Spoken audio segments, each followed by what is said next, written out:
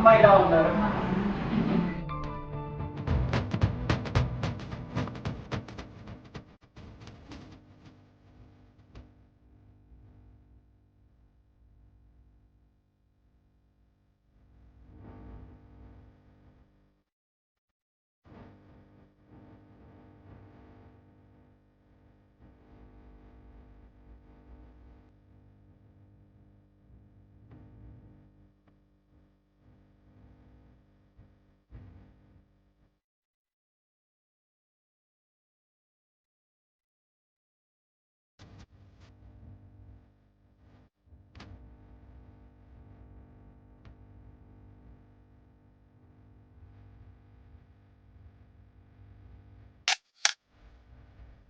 జాతకాలు చూడడం అనేది ఎలా వచ్చింది మీకు?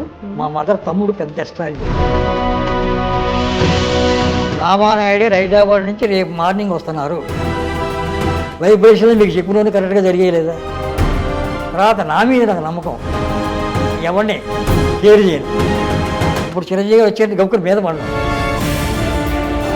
ఆడు వచ్చి పిలిస్తే కాదు, ఆయన రమ్మనంట.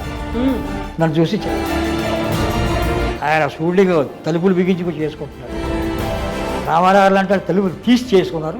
ఇప్పటికీ పరిస్థితులు మారలేదా అలా? ఓ దాదా వస్తున్నాడు, లేవండి అన్నాడు. పోరా అన్నాడు. భగవంతుని కూడా లెక్క చెయ్యను. రామారావు భుజం మీద చేసి రూమ్లో చావుకు భయపడను. నేను డబ్బులు ఎవరిని అడగను. డబ్బులు ఇస్తానంటే ఇవ్వద్దంటాను. ఇప్పుడు ఎవడు పెళ్లి చేస్తున్నారు బొంబాయిలో, అంబానీలు, మీద వాళ్ళకి ఏమైనా కాలనీలు కట్టించి ఇవ్వచ్చు కదా. ఇన్నేళ్ల నుంచి మీరు ఇండస్ట్రీలో ఉన్నారు, ఒక సీనియర్ జర్నలిస్ట్ గా సంపాదించనే అడుగుతారు. ఏచూరి గారు రివ్యూలు రాయడం అనేది కూడా పోస్ట్ కార్డ్ రివ్యూలు రాసేవాళ్ళని. పోస్ట్ కార్డ్ రివ్యూలు 1 year రాశాను. ఎందుకలా? ప్రపంచ చరిత్రలో ఒక జర్నలిస్ట్ అంటే భయపడేవారు. ఒక జర్నలిస్ట్కి అది నేనే. చిరంజీవి గారు ఆయనకి అవార్డు వచ్చింది. నీకు పద్మభూషణ్ వచ్చింది అని మనం నమస్కారం పెట్టేమంటే వాడు కాదు ఇలా వెళ్తుంది. ఓన్లీ ఎన్టీ రామారావు అని వాడు ఎవడు లేడు. చాలా మంది సినీ నటులు ముఖ్యమంత్రులు అయ్యారు, ఎంపీలు అయ్యారు, కేంద్ర మంత్రులు అయ్యారు. వాళ్ళు సేవ కోసం వెళ్ళలే, పదవి కోసం వెళ్ళారు. కానీ ఒక్క పవన్ కళ్యాణ్ కనిపించాడు నాకు. కలవలేదా ఎప్పుడు? అతను నేను ఏ చూడని తెలియదు. మీకు 85 ఏళ్ళు, ఇంత యాక్టివ్గా ఇన్ని గుర్తు పెట్టుకోవడానికి రీజన్ ఏంటి? ఏం చేసేవాళ్ళు చిన్నప్పుడు? అంటే పెద్ద మొక్క చిన్న మొక్కని ఎదగనివ్వదు, పెద్ద మొక్క చిన్న మొక్కని ఎదగనివ్వదు.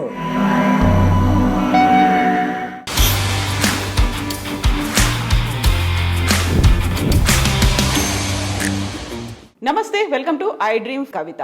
మనతో పాటుగా ఉన్నారు ఒక వెరీ స్పెషల్ గెస్ట్. 100 ఏళ్ల సినీ చరిత్ర గురించి, ఏ సినిమా గురించి, ఏ ఆర్టిస్ట్ గురించి అడిగినా టక్కున చెప్పేస్తారు.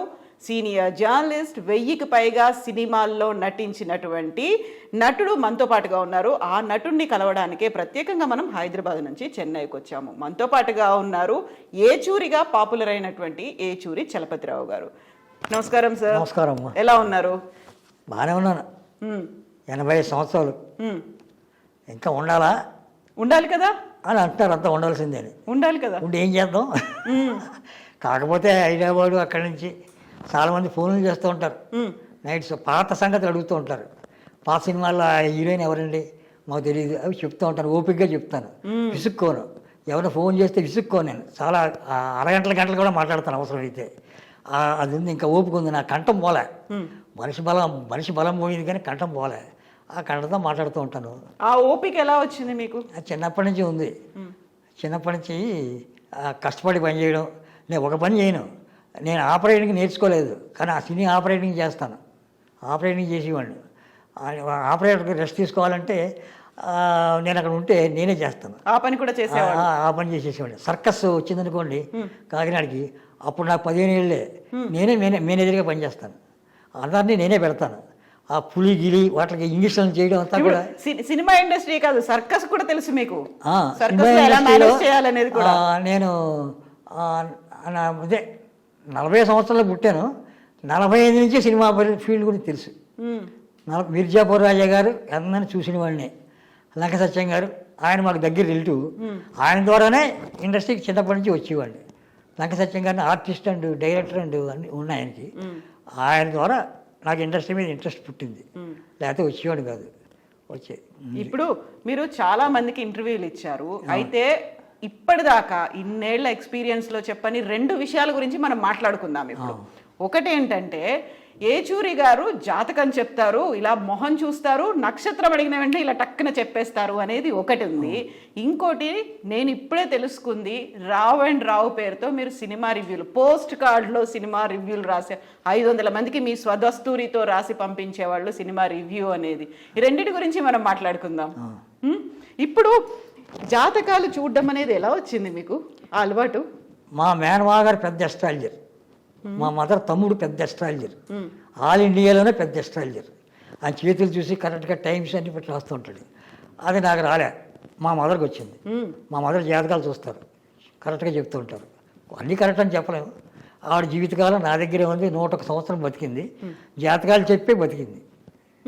జాతకాలు చెప్తూ ఉంటుంది, ఇంట్లో ఉండదు, ఎవరో పిలుపుదారు వెళ్ళిపోతుంటుంది. నాకు దీనికి వ్యతిరేకంగా ఏదైనా చేయాలి.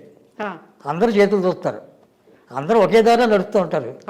నేను అలా నడవను, వేరే దారి, కొత్త దారి ఏర్పాటు చేస్తాను, ఆ దారిలో నడవమని చెప్తాను. అలా కొత్త దారి కోసం ఏర్పాటు చేసుకుని ఒక 2 నెలలు నా రూము కిటికీ, ఒక కిటికీ కొంచెం తెరిచి నైట్ అన్నీ బిగించేసి లైట్లు వేసి ఆ కిటికీ తెరిచి అక్కడ కూర్చొని రామానాయుడే హైదరాబాద్ నుంచి రేపు మార్నింగ్ వస్తున్నారు అని ఫస్ట్ రాసుకున్నాను. మొన్న ట్రై చేస్తే రాలేదు, వద్దాం అనుకున్నారు, మానేశారు అన్నాడు బాయ్. మళ్ళీ ఇంకొక 4 రోజుల తర్వాత 10 రోజుల తర్వాత రామానాయుడు గారు ఖచ్చితంగా హైదరాబాద్ నుంచి వస్తున్నారు, ఈరోజు దిగారు.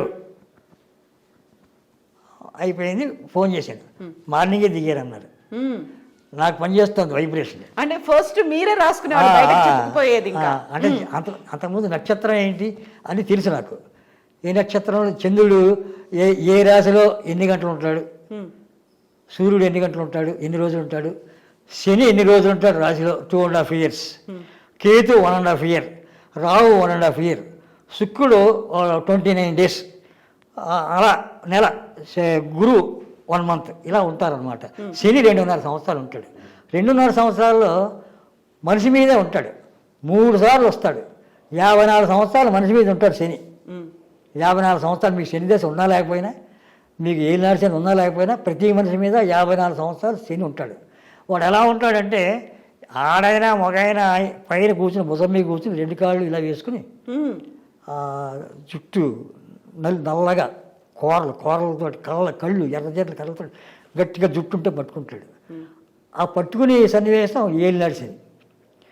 పట్టుకోకుండా మామూలుగా కూర్చుని ముందుకెళ్ళి చూస్తాను ఈ సంగతి చూస్తాను అనేది మామూలు శనిలో భాగం. మామూలు శని 19 సంవత్సరాలు ప్రతి మనిషికి వస్తుంది, ఒకసారి వస్తుంది. ఏలినాడు శని అనేది 3 సార్లు వస్తుంది. మనిషి ఆయుష్ 120 years, కానీ అందరూ బతకట్లే. ఫారిన్ వాళ్ళు బతుకుతారు, మనం బతకం 80 ఏళ్ళు 70 ఏళ్ళు. అలాగే 80 ఏళ్ళలో ఏలినాడు శని 2 సార్లు రావచ్చు, 3వసారి రావచ్చు. సాధారణంగా 3 సార్లు ఎక్కువ మందికి వస్తుంది, 3వసారి ఇంక ఉండరు, వెళ్ళిపోవడం ఖాయం. తర్వాత ఏలినాడు శని కాదు, ఏది వచ్చినా 3వసారి వస్తే డేంజరు, 2 సార్లు వస్తే పెద్ద డేంజర్ ఉండదు. హాస్పిటల్కి వెళ్ళి ఆపరేషన్ చేయించుకుని బయటకు వస్తారు. శని ఎప్పుడు ఆపరేషన్ చేయిస్తాడు, హాస్పిటల్కి తిప్పిస్తాడు, మనసు ప్రశాంతత లేకుండా చేస్తాడు, మొహం అంతా చీర పట్టించేస్తాడు, జుట్టు అంతా ఊడిపోతుంటుంది, రకరకాలుగా ఉంటుంది శని ప్రభావం. ఆ శని ప్రభావాన్ని దాటుకోవడంలో ఉన్న కారు అమ్మేస్తాం, ఉన్న ఇల్లు అమ్మేస్తాం, సినిమాలు తీసి పోగొట్టుకుంటాం, రకరకాలు జరుగుతూ ఉంటాయి. తర్వాత శని వెళ్ళిపోయిన తర్వాత ఒకటి జన్మలో ఉన్నప్పుడు జరుగుతాయి ఇవన్నీ, 12లో ఉన్నప్పుడు జరగవు, జన్మలో ఉన్నప్పుడు ఈ 2.5 సంవత్సరాలు జరుగుతాయి. జన్మ తర్వాత 2లోకి వస్తే కొంచెం బెటర్ అవుతూ ఉంటుంది, 3లోకి వస్తే సూపర్. మళ్ళీ పోయిన ఆస్తి వేరే ఇల్లు కొనుక్కుంటాడు, మళ్ళీ వేరే కారు కొనుక్కుంటాడు, ఇలా నది కొత్తగా అన్ని ఫ్రెష్ గా వస్తుంటాయి. ఇప్పుడు ఈ జాతకాలు ఇవన్నీ కూడా మీరు ఫిల్మ్ ఇండస్ట్రీలో ఉన్న ప్రొడ్యూసర్లకు, డైరెక్టర్లకు, హీరోలకు వాళ్ళకి చెప్పారు ఎప్పుడన్నా? సినిమా స్టార్ట్ అవుతుంది సార్, ఏచూరి గారు మేము ఇలా ప్రారంభిద్దాం అనుకున్నాం అంతే చెప్తూ ఉంటాను. అడగకుండా జాతకాలు చెప్తానని తెలుసు వాళ్ళకి. నేను అడగకుండా జాతకం చెప్తాను చెయ్యి అని అలవాట్లేదు, చేతులు చూడడం. వైబ్రేషన్ మీకు చెప్పినవన్నీ కరెక్ట్గా జరిగేయలేదా? కారులో మీకు చెప్పినవన్నీ కరెక్టేగా, అన్నీ కరెక్టే కదా, అంతకన్నా ఇంకా కరెక్ట్గా చెప్పేస్తాను. అలా ఖాళీ కూర్చుంటే మనిషి వస్తే సార్ చెప్పేస్తాను. నా దగ్గరికి ఒక ఆయన వచ్చాడు, సుబ్రహ్మణ్యం గారని, చాలా కోటీశ్వరుడు. ఆయన చితికిపోయాడు, అప్పుడు చితికిపోయాడు. ఆయన 5 ఏళ్ల తర్వాత వచ్చాడు. ఎవరో తీసుకొచ్చారు, నమస్కారం పెట్టాడు, చూసి నక్షత్రం ఏంటని చెప్పాడు. మీ అప్పులు నెల తర్వాత నుంచి వస్తాయి, నెల తర్వాత నుంచి మీ అప్పులు వసూలు అవుతాయి. అంటే 5 ఏళ్ళ నుంచి వసూలు అవ్వట్లేదండి, వసూలు అవుతాయి అన్నాడు. వసూలు అవుతాయి, మీరు అర్జెంటుగా షిరిడి వెళ్ళండి. షిరిడి వెంటనే వెళ్ళండి, ఇప్పుడే వెళ్ళిపోండి, లేకపోతే రేపు వెళ్ళండి. వెళ్ళాడు, వచ్చాడు. 1 నెల తర్వాత వచ్చాడు, వసూలు అవుతున్నాయి అన్నాడు. అన్నీ వసూలు అయిపోయాయి. సినిమా వాళ్ళకి అలా చెప్పారా? ఇప్పుడు నాగేశ్వరరావు సినిమాలు గారు సోమవారికి వాళ్ళు చెప్తూ ఉంటాను, ఆయన జాతకాలు నమ్మకం ఉండదు, దేవుడు అంటే నమ్మకం లేదు. నువ్వు ఒకే డైరెక్టర్ దగ్గర ఓ సినిమా హిట్ అయింది చెప్పి ఇంకో 2-3 సినిమాలు చేసేవాడు, 2 ఫ్లాప్ అవుతాయని చెప్పాను. అలా రాజేచంద్ర గారి దగ్గర చేసాడు, ఫ్లాప్లు అయిపోయాయి. ఓకే, ఏడ్చో నేను నమ్మను, ఆడు గొప్పగా తీసాడు, సూపర్ హిట్ అయిపోయింది, నెక్స్ట్ వాడితోనే చేయాలి అంటే నీ మీద నీకు నమ్మకం లేక ఆడు నమ్ముకుంటున్నావు, వాడేమో నిన్ను నమ్ముకుంటున్నాడు.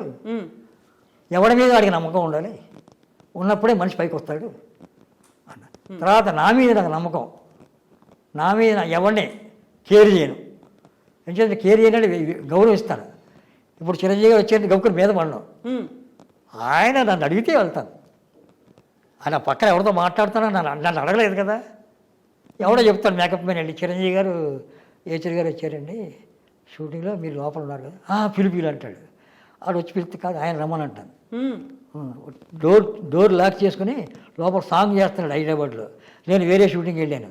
వాళ్ళ మేకప్ మ్యాన్ నన్ను చూసి చిరంజీవి గారు మిమ్మల్ని అడుగుతున్నారంటే చాలా ఏళ్ళు అయిపోయింది అంటే, చిరంజీవి గారితో రావాలి, ఆయనకి నాతో పని ఏంటయ్యా, నాకు ఆయనతో పని ఉంటే ఉండొచ్చు, నాకేం పని లేదు, నేను మెడ్రాస్లో ఉండేవాడిని, ఆయనకి నాతో పని లేదు కదా, నాకు ఆయనతో పనే ఉంటుంది, నేను షూటింగ్కి వచ్చి వెళ్ళిపోతున్నాను, ఆయన వస్తే వస్తాను.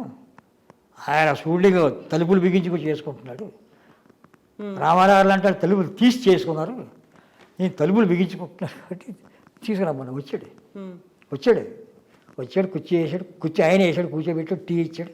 మీరు హైదరాబాద్ రావచ్చు కదండి, మీ గురించి రావాలా, మీరైనా వేషాలు ఇచ్చారా మెడ్రాస్లో ఉంటే, మీ గురించి రావక్కర్లేదుగా. నాకు వేషాలు ఇచ్చిన బాబురావు గారు, ఈ తరం పిక్చర్స్, ముత్యాల సుబ్బయ్య గారు లాంటి వాళ్ళు రావద్దన్నారు. అవసరమైతే మేము ఎక్కడన్నా పిలుచుకుంటాం, కాశ్మీర్లో ఉన్నా మీరు రావద్దు, ఎందుకు ఇక్కడ మీరు ఏజ్ అయింది, అక్కడ హ్యాపీగా ఉండండి, మీకు కావాలంటే మేము సౌకర్యాలు చేస్తాం, అలాంటి మనిషి మీరు కలతొద్దు, ప్రశాంతంగా ఉన్నారు అక్కడ. ఇక్కడ భక్తి ప్లేస్, అక్కడ శక్తి ప్లేస్, అది మినీ పాకిస్తాన్, ఇది భక్తి ప్లేస్. హైదరాబాద్ మినీ పాకిస్తాన్ అంటే మామిడిన్స్ ఉన్నారు కదా, వాళ్ళు ఎక్కువ ఉన్నారు కదా. మామిడిని హైదరాబాద్ వెళ్ళి ఒక మామిడిని కుట్లో మళ్ళీ అప్పారారు ఇల్లు ఎక్కడంటే ఆడు మాట్లాడు, ఇలా కాలిగే చూసుకుంటాడు. అప్పారారు ఇల్లయ్యా, ఎలవయ్యా అక్కడెక్కడో పో అంటాడు. ఇక్కడ అప్పారారు ఇల్లు ఎక్కడని అడిగామనుకోండి, తంబాకు వేసుకుని ఉంటాడు, అయ్యా వణకం అయ్యా రండి అని తీసుకెళ్తాడు. అర్థమైంది మీకు తేడా, అది తేడా. అంతకని అక్కడ ఏదో బ్యాడ్ అని కాదు, అక్కడ జరిగేవాళ్ళు బాగా జరుగుతుంది. ఎందుకని హైదరాబాద్ కంటే అయిపోయిన తర్వాత హైదరాబాద్ రావడం వేస్ట్.